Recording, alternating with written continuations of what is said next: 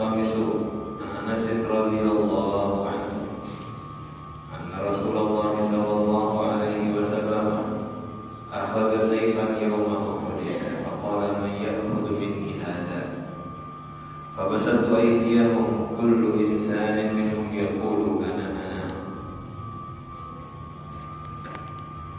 قال فمن يأخذه بحقه فأحجب القوم فقال أبو الجنة رضي الله عنه أنا آخذه بحقه فأخذه ففلق به هام المشركين رواه مسلم.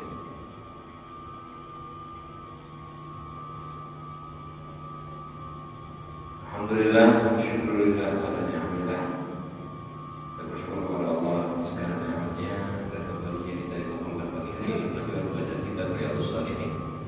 Akhirnya kita baca adalah hadis riwayat Sayyidina Abu Hurairah radhiyallahu anhu. Ketika beliau menceritakan ada seorang laki-laki yang bertanya kepada Rasulullah SAW, sedekah apa yang paling besar pahalanya? Rasulullah SAW menjawab, kamu bersedekah ya anta tasaddaqah wa anta sahihun syahirun takhidul baqar. Kamu bersedekah dalam keadaan sehat, syahih, belit, artinya lagi perlu menyimpan duit, pikirannya lagi menimbun, takhshal baqar, sedang takut kefakiran, wa ta'mulul lina, dan kamu sedang berangan-angan kekayaan. Sudah paling bagus. Kalau sudah tua, telat sudah. Ya, tapi bukan berarti itu udah tua tidak usah sedekah. Bukan, itu kesempatan justru masih ada umur. Tapi yang paling bagus itu baru kerja, muda, baru mengumpulkan uang, nggak pakai nabung, nggak pakai apa. Dan memang sebetulnya dia tuh nggak perlu nabung, rezeki pasti datang. Cuma sifat manusia beda-beda. Ya, memang yang boleh dijelaskan ada yang mengatakan ya menyimpan uang nggak ada masalah. Ini tergantung nilai derajat sufi ya. Menyimpan uang seukuran nafkah kewajiban hidup. Di normalnya orang untuk berapa lama itu nggak ada masalah. Tidak dikatakan dia turun lama banyak anak-anak karena memang manusiawi menyimpan buat 40 hari. Sampai ada yang mengatakan nyimpan buat 1 tahun. Kalau seandainya rezekiannya banyak. Tapi tomaknya beda ya. Jadi nyimpan pun itu bukan karena tomak, bukan karena cinta dunia, bukan. Tapi karena agar tidak terlepas dari tanggung jawab, misalnya gitu. Masa betul rezeki, ini jarang-jarang dapat rezeki gini. Takutnya nanti bulan depan gak ada dapat, kesian anak istri gak dinafkahin, misal. Baru bisa. Itu nanti ada babnya khusus ya. Cuman memang kita bersedekah paling baik seperti yang sudah kita bahas pertemuan sebelumnya. Orang lagi baru kerja, baru mulai nabung, lagi berharap suksesan. Nah ini saat ini paling beratnya sudah. Makanya disuruh cepat-cepat sedekah. Ini kan babnya bab bercepat melakukan kebaikan. Hadis sekarang riwayat Anas bin Malik radhiyallahu anhu. Rasulullah SAW sesungguhnya mengambil sebuah pedang di perang Uhud. Mengambil pedang. Bapak satu mengambil pedang. Rasulullah SAW mengatakan man ya'khudhu minni hada. Siapa yang mau terima pedang ini dari saya? Nawarkan kepada sahabatnya. Ayo siapa yang mau mengambil pedang ini? Bapak satu idea semua orang lalu menjulurkan tangannya. Kullu insanin minhum yaqul ana. Setiap orang bilang saya ya Rasulullah, saya ya Rasulullah, saya ya Rasulullah. Ya, siapa yang enggak mau menerima benar dari Rasulullah alaihi wasallam? Rebutan buru-buru. Qala Rasul mengatakan man ya'khudhu bihaqqihi. Siapa yang mengambil pedang ini dengan menjalankan haknya. Ambil barang itu ada tugasnya, bukan asal ambil aja. Ada tanggung jawabnya. Siapa yang mengambil ini dan menjalankan tugas dan tanggung jawabnya? Fa'ahjamal qaum. Setiap orang langsung mundurkan tangannya. Tawakkul berhenti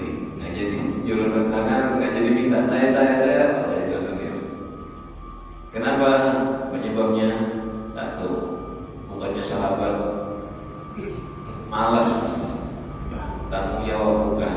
Dikatakan oleh ulama karena mereka sebagian besar dari mereka masih belum tahu apa ini tugas dan tanggung jawabnya.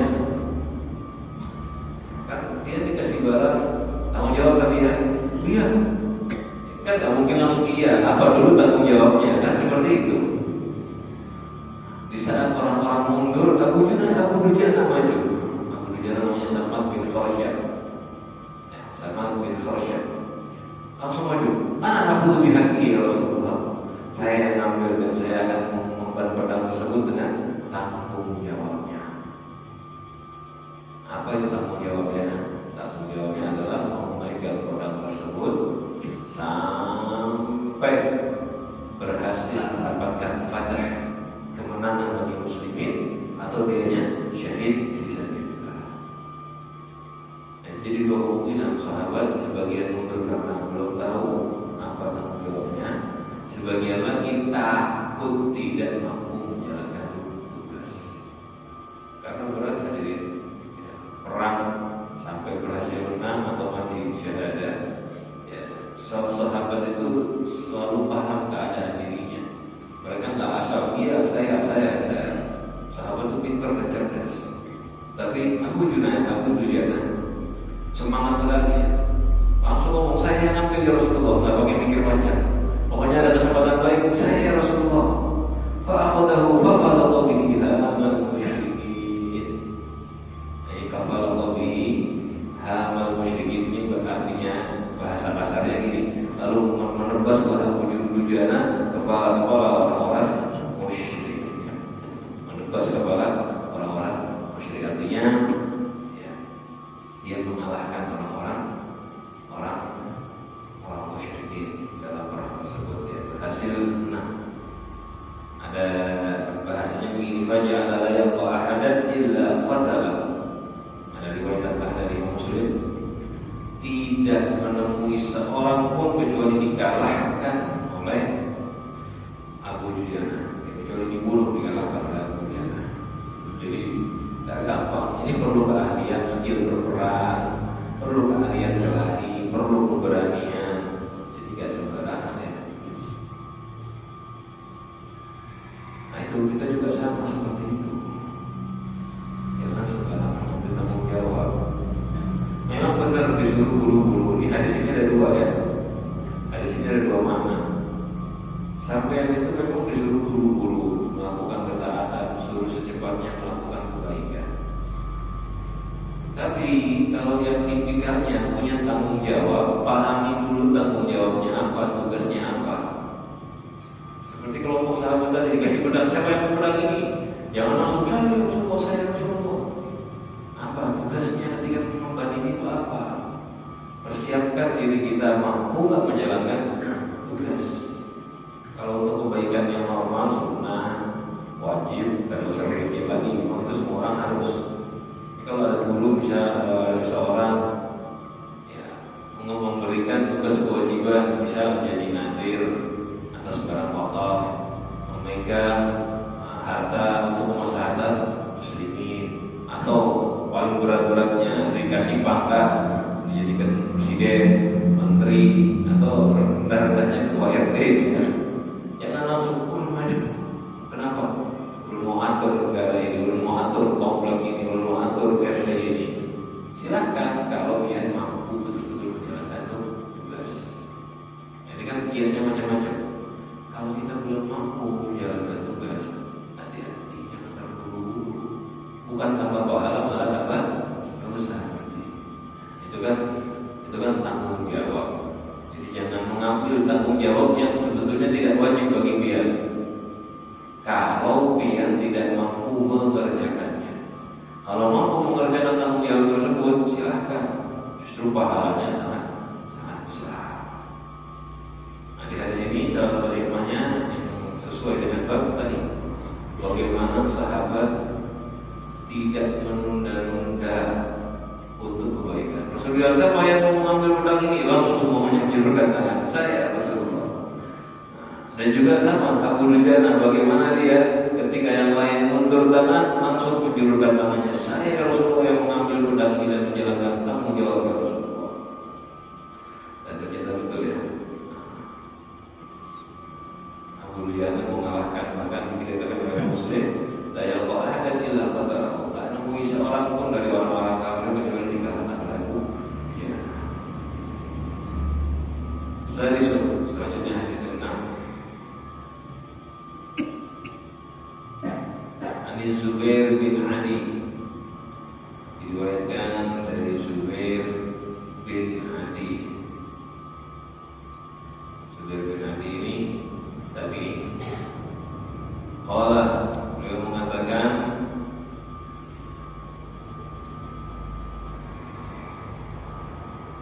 Ataina Anas bin Malik radhiyallahu anhu.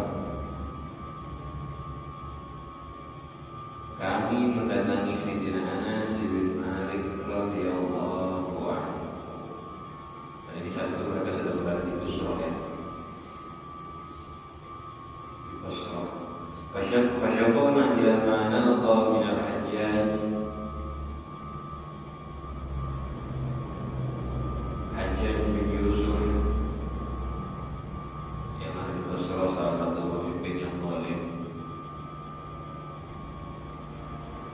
Hajjaj bin Yusuf dilaporkan Sayyidina Zubair bin Adi mengadu kepada Anas tentang bagaimana jahatnya atau yang dia dapati dari kezaliman, ya mana apa yang kami dapati minat Hajjaj dari kezalimannya Hajjaj. Dia merasakan pemimpin saya sekarang zalim, ya, mengatur negaranya ini orang jahat.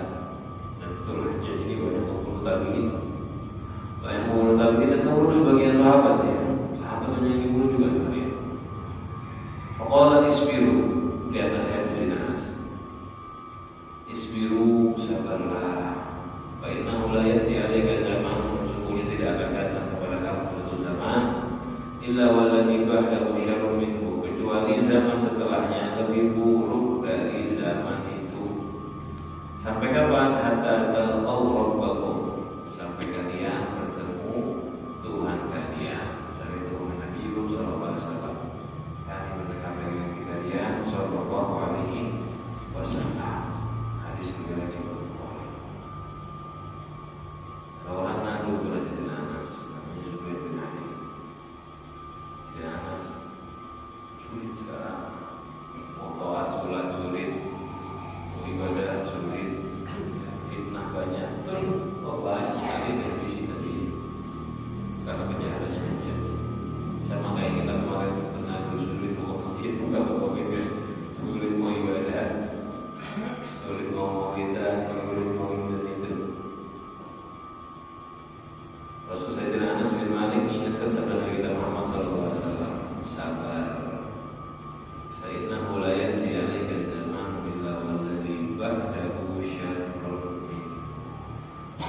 Tidak ada satu zaman yang datang kepada kalian kecuali zaman setelahnya lebih buruk. Ini normalnya alam seperti itu. Kita jelaskan ini. Kalau kita merasa tahun ini masa sulit, dan biasanya subhanallah kadang-kadang kesulitan itu membuat kita malas ibadah, membuat kita merasa kesulitan ibadah. Padahal kadang-kadang kalau untuk urusan dunia tambah semangat. Harta lagi menipis, kesulitan, ibadah malas, kerja sama semangat tambah. Jadi memang begitu. Kadang-kadang kalau ada masa sulit, apalagi yang tipikalnya kayak gini, namanya Zubair bin Adi, ibadah sulit, dipersulit. Jadi dia merasa, aduh zaman sekarang susahnya ibadah, ada zamannya seperti sahabat dulu. Dengar cerita begitu. Apa kata Sayyidina Anas, sabar, tidak datang satu zaman kecuali setelahnya lebih sulit lagi. Dan benar, zamannya Rasulullah di awal ya sulit, mulai agak enak sedikit. Rasulullah meninggal, mulai tambah sulit zaman Sayyidina Abu Bakar. Sayyidina Umar tambah sulit lagi. Fatah zaman Sayyidina Umar lebih sulit. Zaman Sayyidina Utsman apalagi mulai banyak orang-orang yang berkhianat, yang munafik. Zaman Sayyidina Ali lebih parah lagi. Terjadi perang Khawarij, saudara sebetulnya. Setelah Sayyidina Ali lebih sulit lagi. Mulai tambah banyak di mana-mana. Nah, begitu zaman. Orang ketika dia menghadapi sebuah kesulitan, lalu dia berhenti dari taat, dia akan berhenti total dari ketaatan. Dia kalau habis menemui masalah, terus berhenti dari taat, masalahnya selesai, taatnya juga tetap gak dijalankan. Itu sifatnya manusia begitu. Masalah itu sebagai ujian istiqomah tidak kita. Kalau masalah datang taat kita berhenti, masalah hilang, belum tentu kita melanjutkan taat kita. Makanya kalau ada masalah, entah pribadi ataupun secara umum, jangan berhenti melakukan ketaatannya, teruskan. Jangan beralasan nantilah nunggu masalahnya ini hilang, nanti nunggu musibahnya ini hilang, nanti ke depan kalau udah beres semua, saya akan lanjut taat. Gak beres-beres masalah itu. Satu datang pergi, datang lagi yang lain. Satu datang pergi, datang dua. Dua datang pergi, datang tiga. Kalau kayak gini, kapan kita selesai taatnya? Memang perlu diingat kita hidup ini di dunia. Sudah pernah kita bahas di bab sabar ya, bab sabar. Kita hidup di darul balwa, tempatnya ujian, tempatnya bala.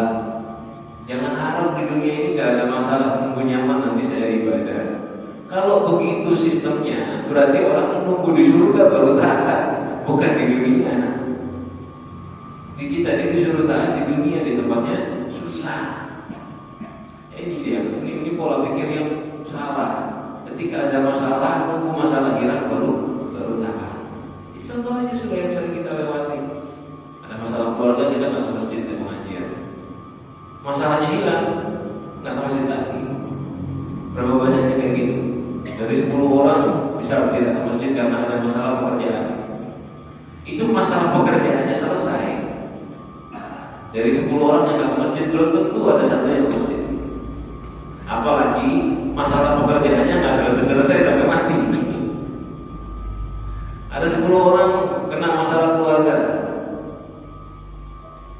Nah, 10-10-nya pemikirannya begini, masalah saya selesai, saya mau masjid. Belum tentu selesai masalahnya. Di dunia itu begitu. Kalaupun selesai, biasanya dari 10 orang selesai masalah, paling ya 1, 2, paling banyak 1, 2 yang balik ke masjid. Yang lainnya 9 kemana? Lambat. Masalah udah selesai, masih terbiasa bermalas-malasan. Terbawa suasana diam-diaman di rumah. Ini contohnya kita, tapi alhamdulillah di sebagian tempat dari kita ini masih bagus saja. Kayak ada COVID kemarin kan, nggak semangat ke masjid. COVID-nya hilang, langsung rame. Alhamdulillah. Tapi sebagian juga nggak istiqomah. Malah dari sekian banyak, ya ketika COVID nggak bisa kumpul majelis, COVID hilang, mau langsung semangat. Itu kebanyakan yang semangat yang sebelum COVID nggak rajin ke masjid. Karena mereka ketika ada masalah, ada musibah itu mereka melihat, oh ternyata dulu bisa kumpul-kumpul gini enak. Mereka belum merasakan. Malah yang belum istiqomah berhenti karena musibah ini, akhirnya nggak balik lagi. Coba memang begitu. Dan ini masalah nggak berhenti loh hari ini. Terus sebelum COVID kita lagi ribut, ini secara umum ya skala besar. Masalah belum selesai, datang masalah penyakit. Penyakit selesai, COVID ini selesai, nggak tahu hilangnya kemana. Datang lagi masalah lagi. Terus ini nggak berhenti. Dunia begitu. Dunia seperti itu. Ya mungkin alhamdulillah kita sekarang masih agak-agak merasakan nyaman. Tapi kita lihat di beberapa negara lebih parah masalahnya daripada COVID. Nah, di beberapa negara lain lebih parah. Terus begitu ini. Mudah-mudahan kita sebagai jaga diamankan oleh Allah. ngomongkan kayak gini bukannya putus asa ya. Memang ini hadisnya Rasul. Penjelasan. Kenapa membahas masa depan lebih sulit? Akhirnya kita jadi takut. Dan memang begitu. Ya, kalau kita ini nggak siap, kita nggak tahu harapannya enak, terus kena masalah langsung lemah. Dunia itu begitu. Entah masalahnya pribadi, lingkupnya individu, lingkupnya keluarga, lingkupnya desa, kampung, atau lingkupnya secara luas negara ataupun dunia. Dunia itu seperti itu, tidak akan berhenti dari masalah. Cuman dikatakan oleh ulama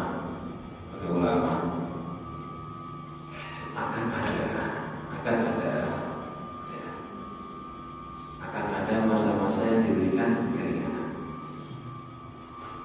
Akan ada keringanan. Memang ya Syekh Abdul Wahab Asy-Syarani mengatakan normalnya Allah Subhanahu wa taala itu kebiasaannya memberikan hamba itu ujian, karena memang dunia itu begitu. Walau nabluwannakum lina'lamal mujahidina minkum, sungguh kami akan menguji kalian agar tahu siapa yang sungguh-sungguh. Tahun ini bala begini ujiannya, tahun depan tambah berat lagi ya. Nah itu Allah Subhanahu wa taala seperti itu. Yang memberi musibah tsumma bi asyaddi minha, lalu masih musibah yang lebih sulit lagi. Loh kenapa? Liyatadarraj minal akhaffi ila asyaddi, agar hamba itu meningkat dari yang ringan yang berat terus sedikit-sedikit naik, diangkat derajatnya oleh Allah. Dan jangan kaget pian-pian. Kadang-kadang maka yang sering terjadi ini begini, orang ngomong, saya ini kok sudah taubat sungguh-sungguh, ujian tak berhenti ya. Ada yang taubat sungguh-sungguh, rezekinya malah tambah menurun. Untuk ahli maksiat dulu lancar-lancar aja rezeki. Kalau musuhnya Tuhan dibiarkan bergelimangan harta, nanti dihadapnya total di akhirat. Ketika Allah sayang dengan seseorang, diuji oleh Allah, diangkat. Sudah kita bahas bersama-sama ini bab di dalam bab sabar. Bala itu menghapus dosa, mengangkat derajat. Ini sistemnya Tuhan. Ya. Jadi diangkat sedikit-sedikit. Cuman setelah bala itu nanti akan ada masa-masa keringanan. Akan ada masa-masa keringanan.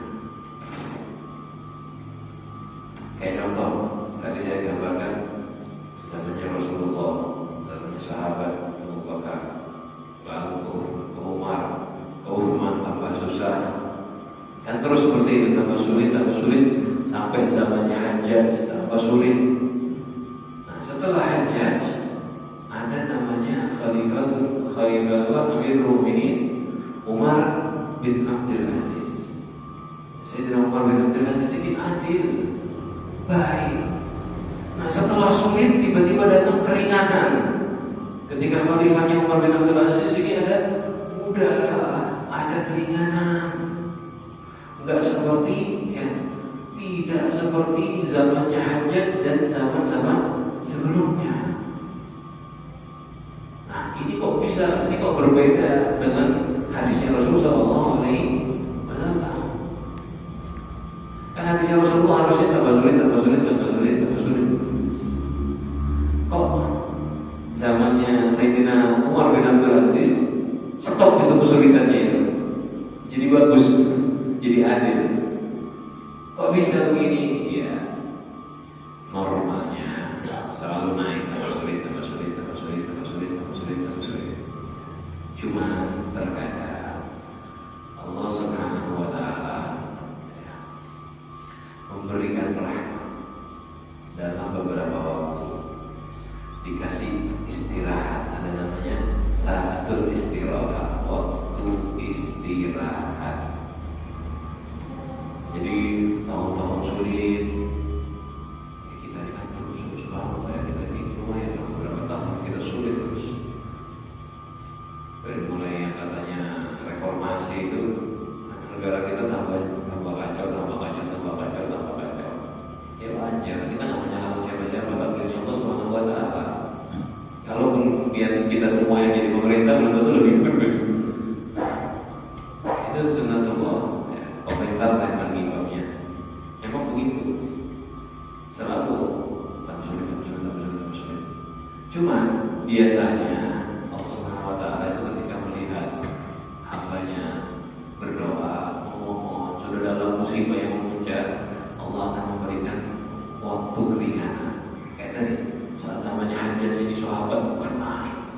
Tapi itu bukan main, tersiksa, sakit. Tapi mereka tetap sabar, taat. Akhirnya Allah memberikan keringanan. Setelah itu diberi Khalifah Umar bin Abdul Aziz, diberi keringanan, diberi pemimpin yang adil, muslimin dimudahkan dalam taat dan dalam ibadah. Nah kita pun begini, tetap berdoa sama Allah. Jangan ribut-ribut. Itu kalau keributan itu tidak menghasilkan kedamaian. Lihat zamannya Hajjaj, sahabat itu nggak ribut, tapi itu tidak ribut. Tapi itu nggak ribut. Apa namanya ribut-ribut dengan pemimpin itu nggak banyak. Mereka lebih fokus memintanya kepada Allahnya. Kalau kita baca sejarahnya itu mereka nggak rame. Ngomongnya kayak gini, kayak ngadu Sayyidina Zubair bin Ali ngadu turun ke Sayyidina Anas. Dan Anas kayak apa ya? Kita gitu. Tapi kebanyakan yang dilakukan mereka apa? Minta doa sama Allah. Nah, karena khusyuknya mereka memohon kepada Allah, Allah kasih waktu keringanan. Nah, kita dalam keluarga kita juga, biar semua merasakan. Yang umurnya sudah 40 ke atas, biasanya itu sudah mulai beberapa gelombang ya, berarti susah, sakit, rezeki lancar, sampai sehat, kasih ujian, kaya, alhamdulillah dikasih ujian. Kadang-kadang begitu, ada yang dikasih dari segi kekayaan, dikasih ujian dari segi keluarga. Ada yang keluarganya aman tenteram, dikasih ujian dari segi harta dan seterusnya. Manusia begitu. Hadis ini maksudnya sampai itu jangan sampai tertunda melakukan taat dengan alasan zaman susah, musibah banyak yang kerjakan.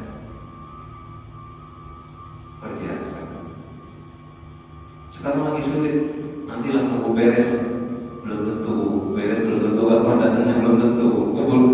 Mungkin bisa datang nanti kapan, tapi pertanyaannya kita belum tentu hidup. Ada riwayat hadis Imam Nasai. Ini lebih ringan hadisnya sebetulnya daripada hadis ini. Ummati kal matar la yadri awwaluha khairun am akhiruha. Umatku itu seperti ibaratnya seperti hujan. Enggak tahu kapan bagusnya awal atau akhirnya. Ya hujan itu kan kita enggak tahu kapan bagusnya. Kadang-kadang di awal malah bikin sakit, di akhir bagus atau kebalikannya. Nah, ini hadisnya itu seperti ini. Artinya ibaratkan zaman, kita nggak tahu ini gak bagusnya kapan. Sekarang ini kita rasa sulit, ternyata sekarang lebih enak dari yang akan datang. Bisa jadi sekarang kita rasa mudah, ternyata yang di depan lebih gampang lagi. Nah, maksudnya begitu. Ya, ringkasnya hadis ini, jangan sampai menunda amal. Ringkasnya itu, dengan alasan apapun, alasan kesulitan, entah zaman, entah keluarga, harta, jangan jadikan itu alasan untuk meninggalkan ketaatan.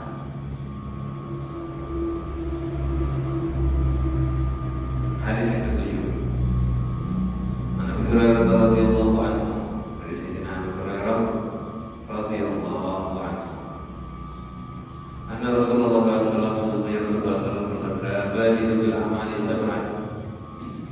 Dahulukan cepat-cepat mengerjakan amal yang saleh sab'an sebelum 7 hari. Hal tantadhiruna illa faqran munsiya.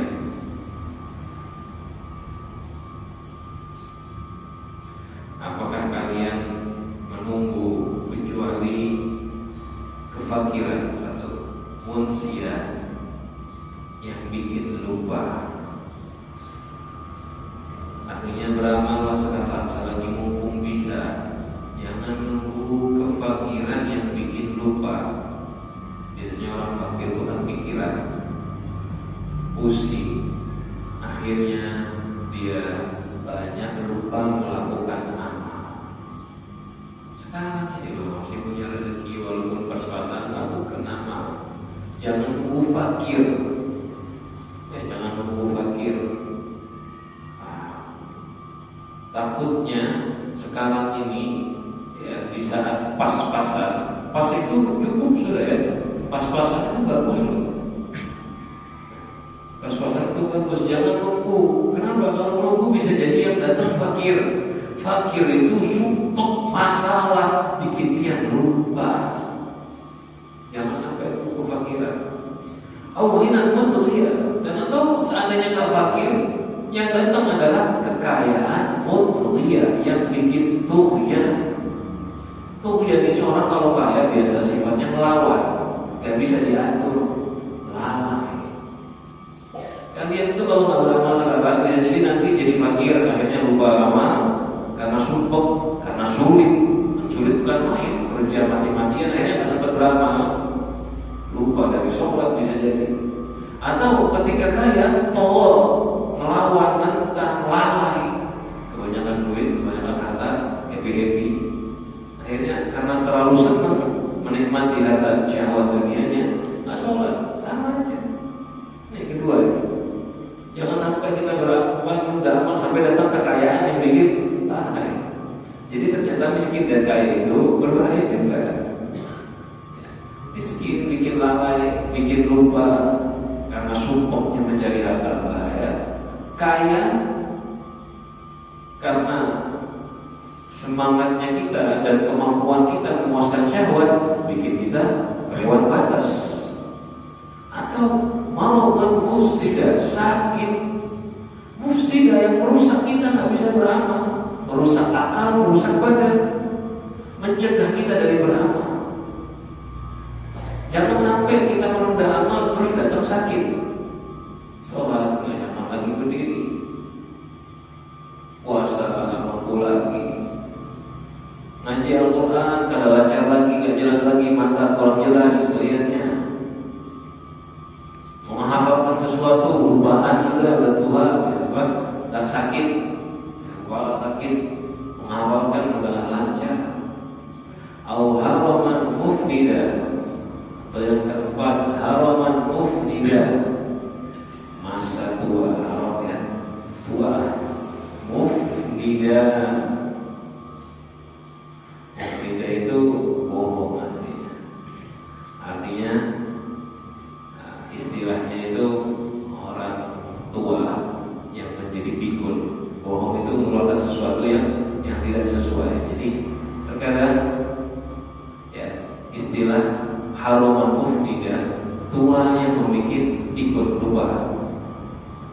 Dan betul kita kalau udah tua itu sudah banyak salahnya. Dari apa? Kalau udah terlalu tua, puasa nggak bisa, sholat sulit. Jangan sampai nunggu ini 2, 3, masih muda kerjakan. Dan kesalahannya kita tuh itu masih muda lagi. Banyak orang mau beramal sekarang nunggu dewasa sedikit, dewasa belum dapat kerja dulu biar nyaman nanti ke masjid ibadah. Kan nyaman menikah tambah sulit lagi ke masjid. Nanti kalau sudah nikah udah punya istri, nyaman belum ke masjid. Punya istri tambah susah. Setelah nikah punya anak tambah mampu lagi ke masjid. Au mautan mujazah, atau kematian ya, yang datang dengan cepat, mujizah ya, mujizah, atau kematian yang datang dengan cepat. Yang kelima, nunggu apa lagi ya? Nunggu mati yang datang lagi kira-kira, betul loh. Kadang-kadang kita nunda amal besok, umur masih 17 tahun lagi. Berapa banyak orang yang 17 tahun meninggal dunia? Jangankan 17 tahun, bayi aja ada yang mati kalau sudah kita bahas bersama-sama ya. Nunggu apa lagi? Yang keenam, awid dajjal asyarrullahi bismillah. Seandainya dia hidup di akhir zaman, ya, nggak mati-mati, ya, kemungkinan datang dajjal Wasyarrul ghaib muntadhar. Dajjal adalah salah satu hal ghaib yang ditunggu. Yang ditunggu itu yang ada kemungkinan datang. Mudah-mudahan kita tak masuk sama Dajjal ya. Kita ini jangankan Dajjal, lihat di TV aja, artis-artis sesat aja kita ikuti kok. Kita ikuti sekarang yang udah jelas, dia nggak ibadah dengan benar, bukan ulama, namanya artis. Tapi kalau dia pura-pura Islami, pakai pakaian katanya Islami, kerudungnya dibuka sebagian, kita ikuti, kita jadikan dia panutan. Alhamdulillah. Apalagi ulama ulama yang ngaku-ngaku ulama, ini banyak orang yang tertipu. Memang betul, dia hati-hati cari guru Ustaz, ya, hidupnya tidak bergelimang dengan dunia, tidak sibuk mencari ketenaran. Sibuknya apa? Mendidik umat sampai kepada Allah. Biasanya salah satu sifatnya ulama itu mereka nomor satunya menggunakan ilmunya sebagai wawasan cari harta dan tanpa pengikut. Itu tanda utamanya. Tapi kalau mereka mencari pengikut, mencari harta, fokusnya ngajar, punya pondok pesantren, mendidik murid, nah ini yang biasanya tanda-tanda yang seperti ini yang bagus. Karena ulama itu fokus utamanya menyadarkan orang, bukan memiliki sistem, bukan memiliki kekayaan, bukan punya program jadi pengatur mengatur negara. Enggak. Ulama lebih fokus kepada mendidik umat, sholat, puasa, haji. Yang ada alhamdulillah sekitar dia yang guru-guru pesantren yang ikhlas sama Allah, ngajar ke masjid, pula nggak ada pikiran apa-apa kecuali didik umat. Datang yang seperti itu, ikut belajar yang ikhlas. Nah, kita nih ketemu ulama aja sulit bedakannya. Belum lagi nanti ketemu Dajjal. Dajjal itu benar-benar punya keajaiban. Kalau zaman sekarang kan ulama yang lihat pakaiannya, kita tertipu kan pakaian, tertipu lagi karena media. Zaman sekarang kan begitu. Ini ramainya pengikutnya, terkenal di mana? Di YouTube, terkenal di Facebook, bisa. Ya, ini kita nggak ngebahas satu orang pun ya, tidak ngebahas orang pun, saya nggak ngebahas siapapun. Cuma contoh. Ya, seandainya ada, kita bingung membedakan mana nih yang ulama mana yang bukan. Karena kadang-kadang bisa ada ulama terkenal. Karena terkenal aja kita tertipu, apalagi Dajjal. Kita ini belum tentu selamat kalau nanti selamat oleh Allah Subhanahu wa taala dari fitnahnya Dajjal. Dajjal itu datang bawa macam-macam keajaiban, ajaib menghidupan yang mati dan seterusnya. Itu makanya 10 guru hal ghaib yang ditunggu. Awisa'ata fasa'atu badaha al-qamar. Atau nunggu kiamat. Yang ketujuh yang terakhir. Atau nunggu kiamat, sedangkan kiamat itu adha wa amar. Adha itu balanya sangat besar, wa amar dan sangat pedih. Ya, adabnya sangat pedih. Adab bala yang besar, adha adalah bala yang besar, wa amar dan lebih pedih. Amar itu artinya lebih pahit daripada adab dunia. Jadi cepat-cepat beramal sebelum 7 hal. Sebelum kefakiran yang bikin lupa, sebelum kekayaan yang bikin lalai, sebelum sakit yang bikin rusak badan tak bisa taat, sebelum tua yang bikin kita pikun, rusak ibadah, sebelum mati, kalau udah mati tak bisa taat, mati yang datangnya tak dikira-kira, sebelum Dajjal dan sebelum hari kiamat. Mudah-mudahan kita baca